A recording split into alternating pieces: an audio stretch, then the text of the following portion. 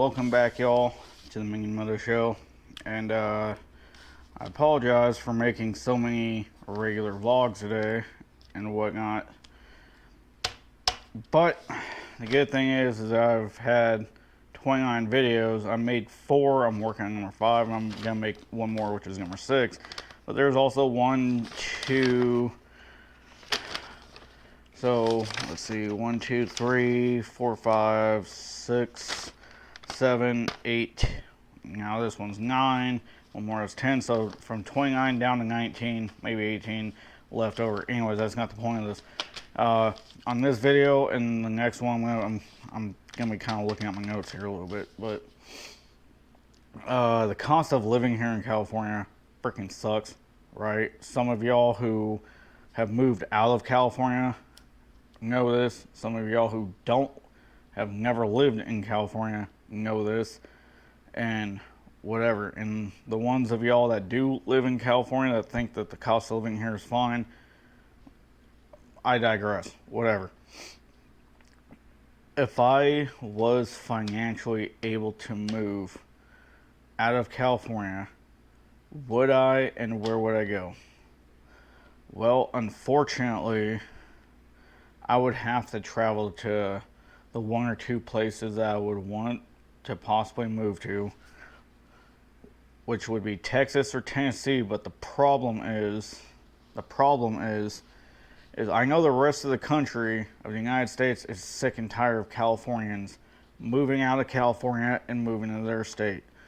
And I get it, because where I live at, everyone from San Diego, LA, San Francisco, and all these other places are all moving here to my area.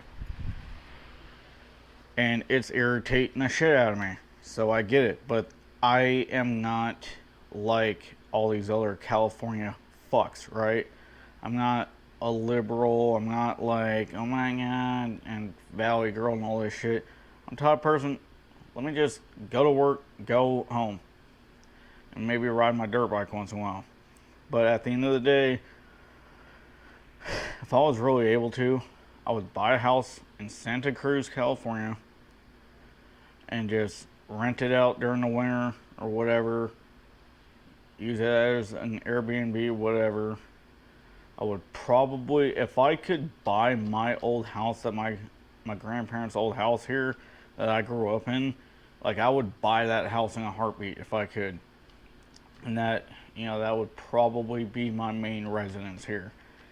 And then if I could buy some property down there by the Salton Sea or like Glamis, where I can just build a little house on there and have an RV there and basically just store a bunch of shit there that I would need to go to Glamis on a regular basis. So that way I could have my dirt bike here with my gear and then just load that in the back of my truck, drive down there to my property down there in like by Glamis, hook up my trailer, fill it with water, make sure everything's good on it, throw the coolers and everything in the back of it, stop at the store, get everything I need for the weekend or the week or whatever, and then just, take off for a couple days.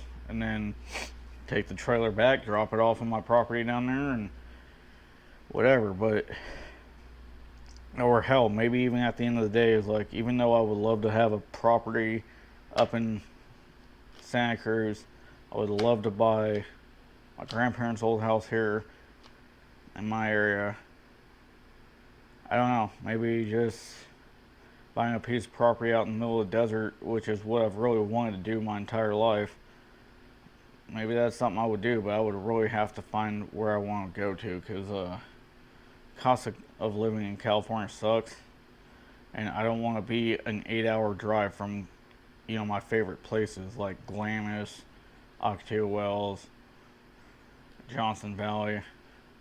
I mean, hell, Yuma, Arizona doesn't seem like a half bad freaking place, but I don't know. I've been to Arizona a couple times. I don't know how bad Arizona is. So if any of y'all live in Arizona that watch this, let me know what it's like in Arizona. And if any of y'all live in Vegas area, Nevada, let me know what it's like living out there too. Because, I mean, It's not like I can live there right now. I have no way to do it, but at the end of the day, if I was, I'm talking hypothetical, if I was able to leave right now and not have to work, I never had to worry about shit, I could afford whatever I wanted for the rest of my life. Let's just say I live another 70 years and I could live for the next 70 years happily and never have to be worried about a dollar. You know what I'm saying? Anyways, catch you on the flip side, y'all.